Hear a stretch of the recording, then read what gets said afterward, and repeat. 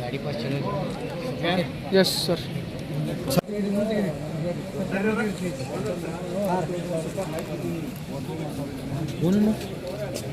ನಿಮ್ಮ ಹತ್ರ ಬರ್ತಿರ್ತಾರೆ, ಒಂದು 40-50 ಮನೆಗಳ ಗುಂಪನ್ನು ಮಾಡಿಬಿಟ್ಟು ನಿಮಗೆ ಏನೇನು ಸಮಸ್ಯೆಗಳಿದ್ದಾವೆ ಪೊಲೀಸ್ ಇಲಾಖೆಗೆ ಸಂಬಂಧಪಟ್ಟಿರ್ಬೋದು ಅಥವಾ ಬೇರೆ ಇಲಾಖೆಗಳಿಗೆ ಸಂಬಂಧಪಟ್ಟಿದ್ರೆ ಅವ್ರ ಗಮನಕ್ಕೆ ಅವರು ತೊಗೊಂಬರ್ತಾರೆ.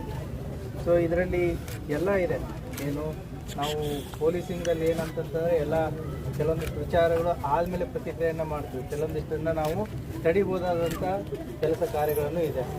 ಇದರಲ್ಲಿ ಎಲ್ಲ ಡೀಟೇಲ್ಸನ್ನು ನಿಮಗೆ ಕೊಟ್ಟಿದ್ದಾರೆ. ಅಂದರೆ ಯಾಕಂದರೆ ಪೊಲೀಸ್ ಇಲಾಖೆ ಎಲ್ಲ ಕಡೆ ಇರೋದಕ್ಕೆ ಸಾಧ್ಯ ಇಲ್ಲ.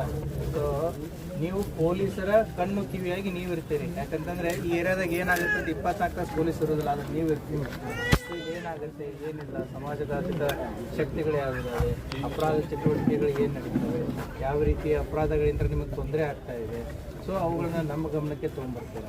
ಅದಕ್ಕೆ ಕೆಲವೊಂದಿಷ್ಟು ವಿಚಾರಗಳನ್ನ ನಾವು ಕೂಡ ನಿಮ್ಮ ಗಮನಕ್ಕೆ ತೊಗೊಂಬರ್ತೀವಿ. ಮಕ್ಕಳಿಗೆ ಸಂಬಂಧಪಟ್ಟಂಥ ವಿಚಾರ ಆಗಿರ್ಬೋದು, ಮಹಿಳೆಯರಿಗೆ ಸಂಬಂಧಪಟ್ಟಂಥ ವಿಚಾರ ಆಗಿರ್ಬೋದು, ಹಿರಿಯ ನಾಗರಿಕರಿಗೆ ಸಂಬಂಧಪಟ್ಟಂಥ ವಿಚಾರಗಳಾಗಿರ್ಬೋದು, ಮಾದಕ ದ್ರವ್ಯಗಳಾಗಿರ್ಬೋದು, ಇನ್ನಿತರ ಹಲವಾರು ಸೈಬರ್ ಕ್ರೈಮ್ಸ್ಗಳಾಗಿರ್ಬೋದು, ಹಲವಾರು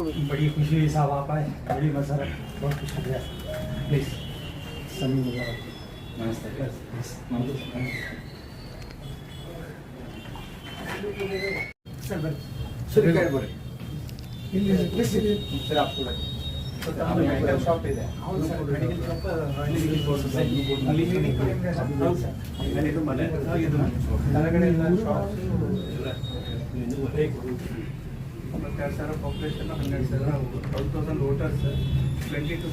ನಾವು ನಮ್ಮ ಸಿಬ್ಬಂದಿ ಬೀಟ್ ಸಿಬ್ಬಂದಿ 40-50 ಮನೆನ ಗುಂಪು ಮಾಡ್ಕೊಂಡು ಪ್ರತಿಯೊಂದು ಮನೆನ ವಿಸಿಟ್ ಮಾಡೋದು ಒಂದು ಗುರಿ ಇಟ್ಕೊಂತಾರೆ. ಅಲ್ಲಿ ಹೋಗಿ ಜನರನ್ನ ಸಮಸ್ಯೆ ಬಗ್ಗೆ ಕೇಳ್ಕೊಂಡ ಮತ್ತೆ ಕೆಲವು ಕ್ರೈಮ್ಸ್ ಬಗ್ಗೆ ಅವೇರ್ನೆಸ್